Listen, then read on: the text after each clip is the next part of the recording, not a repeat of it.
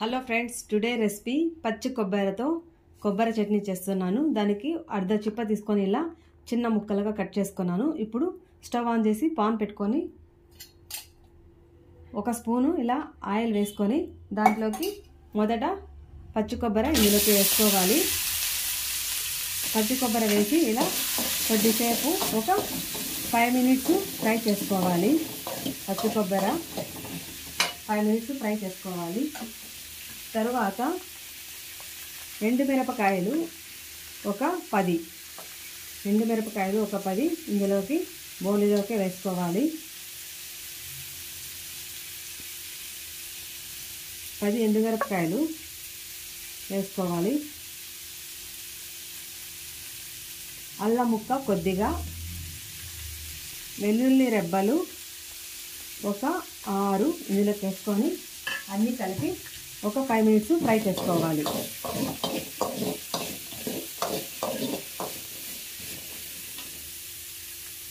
Minutes తర్వాత చూడండి కొద్దిగా కలరు మారుతుంది. ఒక 5 మినిట్స్ ఫ్రై అయితే చాలు. ఇప్పుడు మనము స్టవ్ ఆఫ్ చేసుకోవాలి. స్టవ్ ఆఫ్ చేసుకొని ఇది ఒక చల్లారేలు ఒక 5 మినిట్స్ తర్వాత ఇది చల్లారుతుంది. మళ్ళీ మిక్సీకి పట్టుకోవాలి. కొబ్బరి అంతా ఫ్రై చేసిండేది చల్లారిన తర్వాత కొబ్బరి, ఎండుమిరపకాయలు, అల్లము ఇందులోకి వేసుకోవాలి. జార్లోకి చల్లారిన తర్వాతనే వేసుకోవాలి.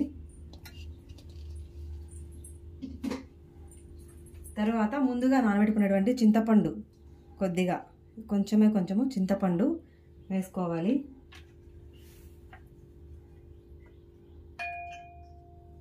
కట్ చేసినటువంటి ఆనియన్స్ కొద్దిగా వేసుకున్నాను. రుచికి తగినంత ఉప్పు చూడండి, కొద్దిగానే వేస్తున్నా ఉప్పు. ఇప్పుడు సన్నగా కట్ చేసినటువంటి కొత్తిమీర వేసుకున్నాను. తగినంత వాటరు, చింతపండు నీళ్ళలో ఉంటుంది కదా వాటరు, అది వేసుకోవాలి. కొద్దిగా వాటర్ వేసుకొని ఇంకా మిక్సీకి కోర్సుగా గ్రైండ్ చేసుకోవాలి.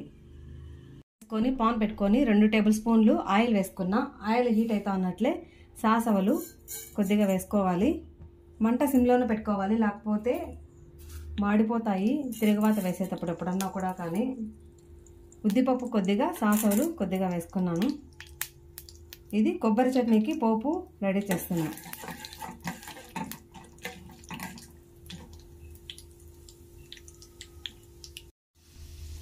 ఇలా కొంచెంసేపు ఫ్రై చేయాలి.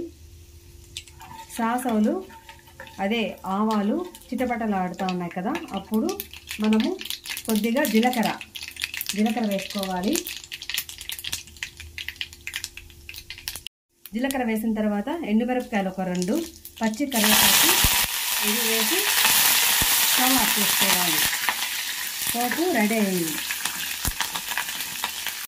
కొబ్బరి చట్నీ చూడండి ఫ్రెండ్స్, ఇలా కోర్సుగా గ్రైండ్ చేసుకోవాలి. ఇదంతా ఇప్పుడు బౌల్లోకి ఇలా సర్వ్ చేసుకోవాలి. మనము చట్నీ అంతా రెడీ అయిపోయింది. దీంట్లోకి కొద్దిగా వాటర్ వేసుకుంటే సరిపోతుంది.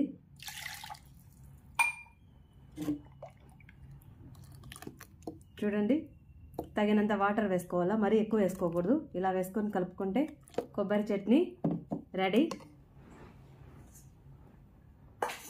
దీంట్లోకి మనము తిరగవాత వేసుకున్నాం కదా, అది యాడ్ చేసుకోవాలి. కరివేపాకు, సాసవలు, జీలకర్ర, ఉద్దిపప్పు అంతా వేసుకుంటే కొబ్బరి చట్నీ రెడీ ఫ్రెండ్స్. ఈ కొబ్బరి చట్నీ అన్నంలోకి చాలా టేస్ట్ బాగుంటుంది.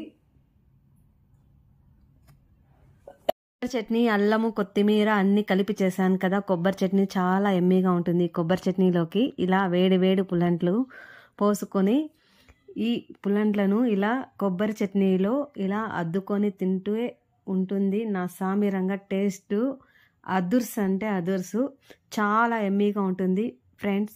మీరు ఖచ్చితంగా ఈ రెసిపీని ట్రై చేయండి. ట్రై చేసిన తర్వాత మీకు కొబ్బరి చట్నీ ఎలా వచ్చిందో నాకు కామెంట్స్ సెక్షన్లో మీది ఫీడ్బ్యాక్ షేర్ చేయండి.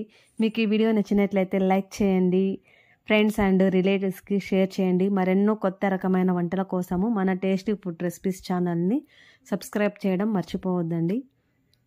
Thank you for watching.